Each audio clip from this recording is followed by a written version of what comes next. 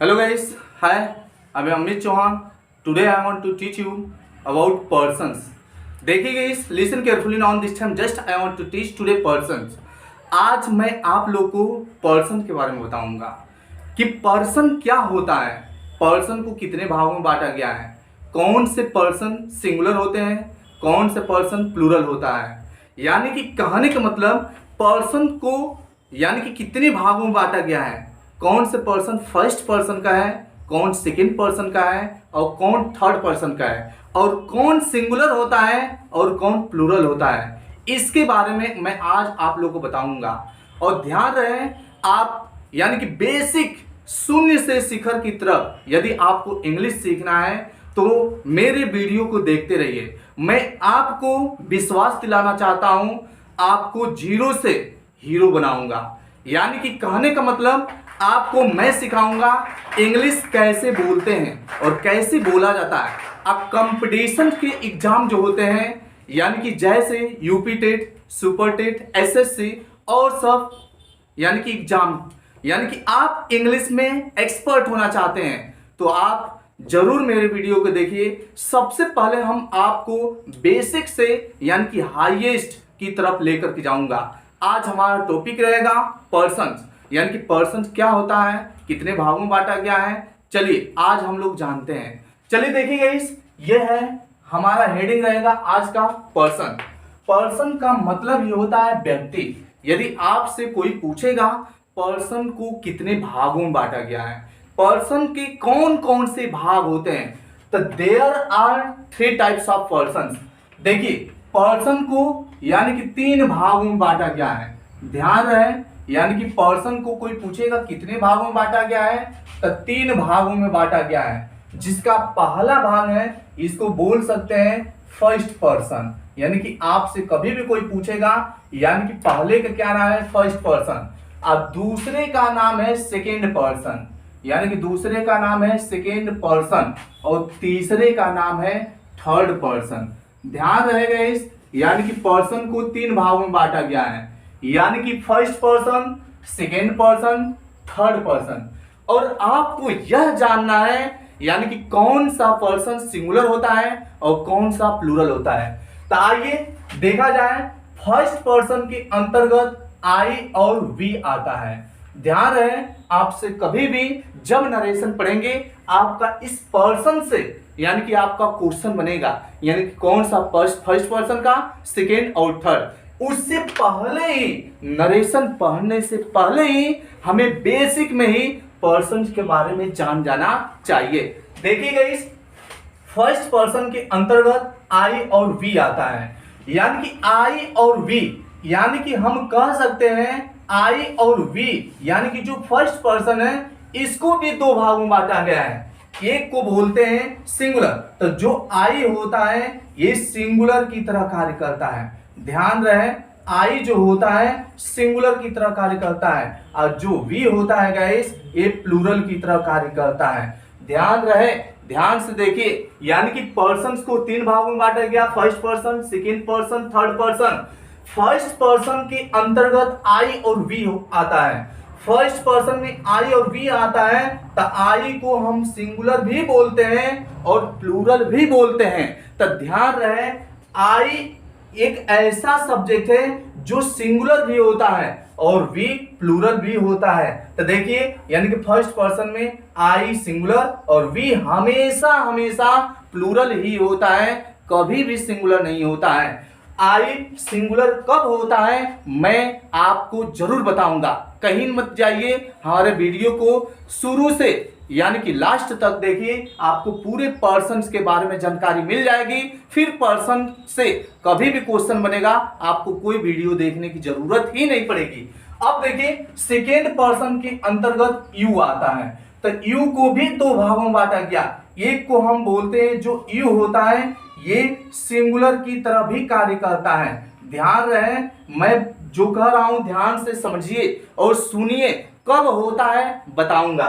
तो you singular की तरह कार्य करता है और यू जो होता है ये प्लूरल की तरह भी कार्य करता है। इसका मतलब हम कह सकते हैं यू सिंगुलर भी होता है और यू प्लूरल भी होता है।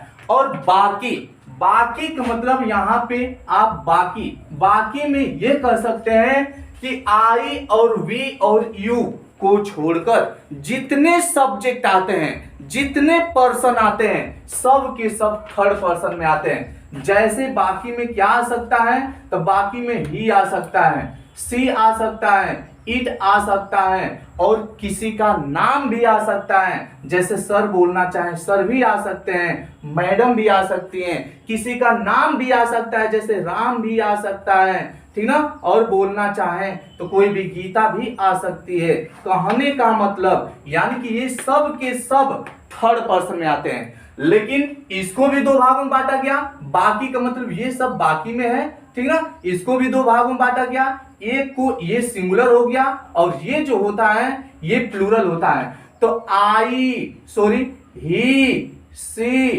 इट और सर और राम और किसी भी लड़की या लड़के का नाम, बाकी इन सब का प्लूरल सिर्फ होता है दे। क्या होता है? दे।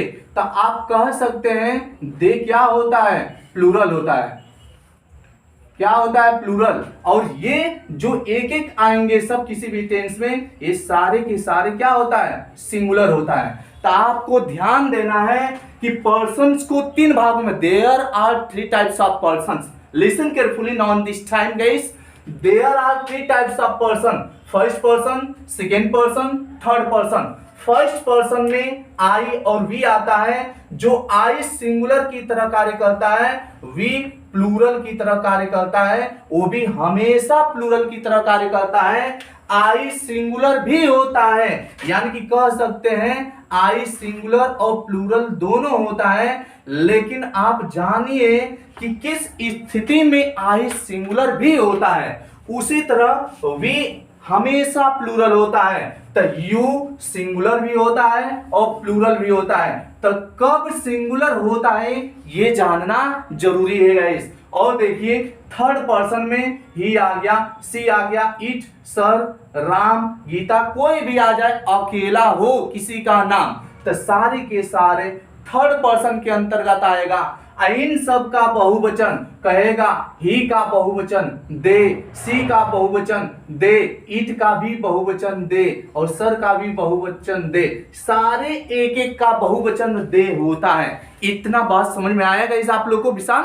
Yes sir. देखिए गाइस, पर्सन्स के बारे में बता दिया। आपको यह जानना है कि कब आई सिंगुलर होता है। तो देखिए गाइस, जब आप टेंस पढ़ते हैं, listen carefully now this time just I want to focus, listen. जब आप टेंस पढ़ते हैं, टेंस को तीन भागों में बांटा गया। ध्यान दीजिए, टेंस तीन होता है, present tense, past tense, future tense.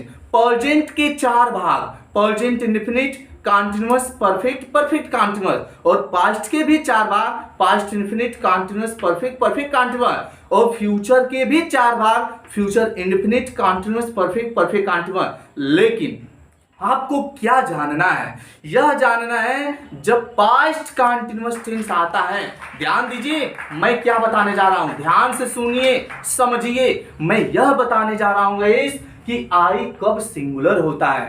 तो आप ध्यान दीजिए, जब पास्ट कंटीन्यूअस टेंस पढ़ेंगे ना, पास्ट कंटीन्यूअस टेंस, तो पास्ट कंटीन्यूअस में यानी कि हेल्पिंग वाज और वर होता है। ध्यान दीजिए, जब पास्ट कंटीन्यूअस टेंस पढ़ेंगे तब पास्ट कंटीन्यूअस में वाज और वर होता है। और ये ध्यान दीजिए, बताया जाता है और जानते भी आप लोग, एक वचनकर्ता के साथ, सिंगुलर के साथ वाज का प्रयोग, कर्ता बहुवचन के साथ यानी कि वर का प्रयोग किया जाता है। तो आप ध्यान से समझिए हमारी बात। कहने का मतलब जब भी आई आता है, जैसे मैं घर जा रहा था, तो आई वाज, जाने का गोइंग टू, और घर क्या लिखते हैं? हाउस। मैं घर जा रहा था, I was going to house. I के साथ कभी भी वर का प्रयोग नहीं करते हैं। क्यों? यदि आई प्लूरल होता, बहुवचन होता, तो आई के साथ क्या लगना चाहिए? वर लगना चाहिए। लेकिन वर का प्रयोग नहीं किया जाता है, आई के साथ वाज का प्रयोग किया जाता है। इसलिए कहा जाता है कि आई सिंगुलर भी होता है। और मैं आपको बताऊंगा बहुत जगह, यानी कि कई जगह में बताऊंगा और किस स्थिति में आई सिंगुलर होता है। और ध्यान दीजिए बताऊंगा। देखिए यू को देखिए, यानी कि ज्यादा बड़ा वीडियो ना हो जाए इसलिए एक एक जगह हम आपको सॉल्व करते चला जा रहा हूं, ठीक ना। यू देखिए, यू के बारे में जानिए किस स्थिति में हम यू को सिंगुलर कह सकते हैं। जैसे मान जाइए यू के साथ, यानी कि कभी भी जैसे मैं कह दूं तुम एक, ध्यान से देखिए, तुम एक अध्यापक हो। क्या हो? अध्यापक हो। तुम एक अध्यापक हो। मैं कहूंगा, आपसे कहूंगा कि आप ट्रांसलेट करिए, तो जब भी आप करेंगे तो करेंगे क्या? You are a teacher. क्या करेंगे? You are a teacher. और मैं आपसे कहूं, आप एक और ट्रांसलेशन करिए, आप सभी लोग, अच्छा तुम सब, आप सब लोग, अच्छा तुम सब अध्यापक हो। ध्यान से देखिए, अध्यापक, अध्यापक हो, यानी कि मैं कह रहा हूं तुम एक अध्यापक हो, अब मैं कह रहा हूं तुम सब अध्यापक हो। जब इसका ट्रांसलेट करेंगे ना जी, तो जान रहे हैं यू के साथ भी, यानी कि यहाँ पे देखिए दिखाई नहीं दे रहा है, तो आप तुम सब अध्यापक हो, तो यहाँ पे भी क्या ट्रांसलेट करेंगे? यानी कि यहाँ पे लिख रहा हूं इसका तुम सब अध्यापक हो। देखिए इसका भी जब ट्रांसलेट करेंगे ना, यानी तो क्या करेंगे? यू आर, ठीक ना, TEACHER और क्या? यस। इसका मतलब ध्यान से देखिए, तुम एक अध्यापक हो तो यू आर अ टीचर, तुम सब अध्यापक हो तो यू आर टीचर्स। आप बताइएगा इन दोनों वाक्य में आपको कैसा यू लग रहा है? क्या तुम एक अध्यापक हो, यहां पे यू जो कार्य कर रहा है क्या सिंगुलर की तरह कार्य नहीं कर रहा है? कर रहा है कि नहीं जी? इस स्थिति में यू आर और टीचर, आप सिर्फ आप ही के बारे में बात कर रहा हूं। इस स्थिति में आई यू क्या होता है? सिंगुलर होता है, और आप सभी लोग अध्यापक हैं, यू आर टीचर्स। उस स्थिति में यू क्या होता है? प्लूरल होता है। हम कह सकते हैं यू सिंगुलर भी होता है और यू प्लूरल होता है। और he singular, she singular, it singular, sir singular, Ram singular, Sita singular, और जो भी अकेला नाम आएगा सब का प्लूरल क्या होता है? दे होता है। तो आप पर्सन्स के बारे में समझे, ध्यान से हमारी बात समझिए। आपको इंग्लिश सीखना है तो कहीं मत जाइए, मैं आपको सिखाऊंगा जीरो से हीरो बनाना, यानी कि किसी भी टेंस को आप कैसे ट्रांसलेट करेंगे। ऐसे ऐसे, यानी कि इंग्लिश के क्वेश्चन को आप फेंक देंगे, फाड़ कर पे फेंक देंगे, यानी कि आपको ऐसा लगेगा हमें बहुत कुछ आने लगा।